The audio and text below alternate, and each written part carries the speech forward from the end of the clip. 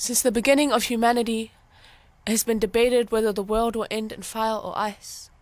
But for me, in my homeland, in my people, in my village, it will end in the combination of both. It will end in water. My earliest memory of the ocean is watching my dad sit on the sand and wait for the water to come to him.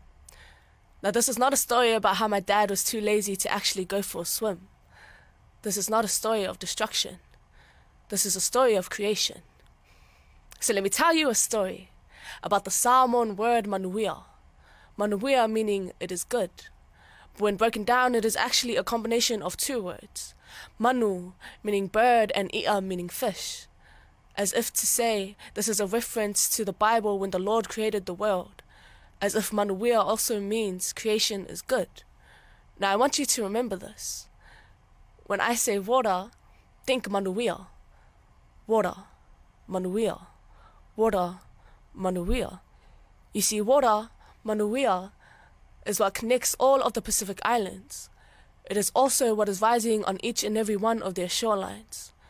Climate change has caused the sea levels in Samoa to rise to the doorsteps of villages, has caused villages in Tonga to be flooded, has caused Kiribati in Tuvalu to be needed to be evacuated, while Fijian villages have to be relocated. You see, Pasifika is on the front line of the fight against climate change. And South Auckland is the most heavily populated Pasifika place in the world.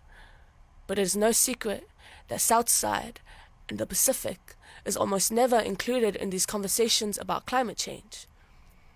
At the Auckland Climate Change Summit, in a room full of hundreds of people, I was the only one to ask the Minister of Climate Change what he was doing for our people. And the response started with the words, "When the Pacific Islands sink."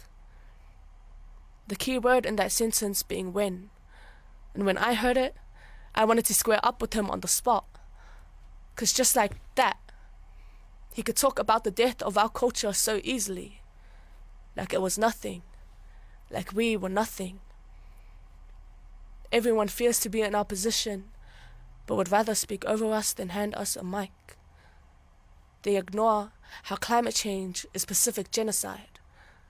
And my biggest fear is that one day my island will become nothing more than a story to tell, words to enter the ears of children whose eyes will never get to see their motherland, my mother's hands becoming the only connection to the land left for me to hold.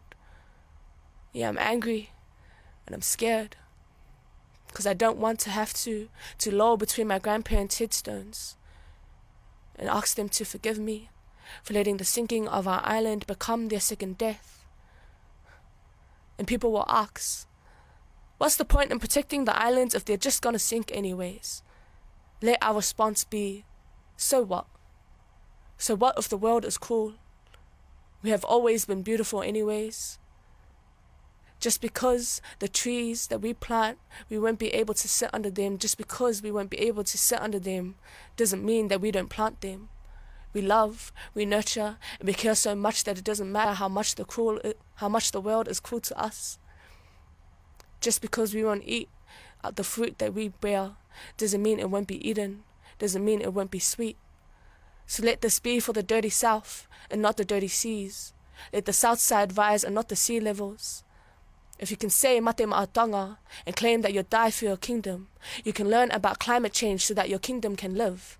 If you get into a fight over ripping Samoa, you can learn about climate change so you can fight for our islands. If you say family over everything, I'm asking you to prove it. So what if the world is cruel? Let us be beautiful anyways. Let us remember this is our story, and our story is not one of destruction, it is one of creation. So let us be beautiful until the end.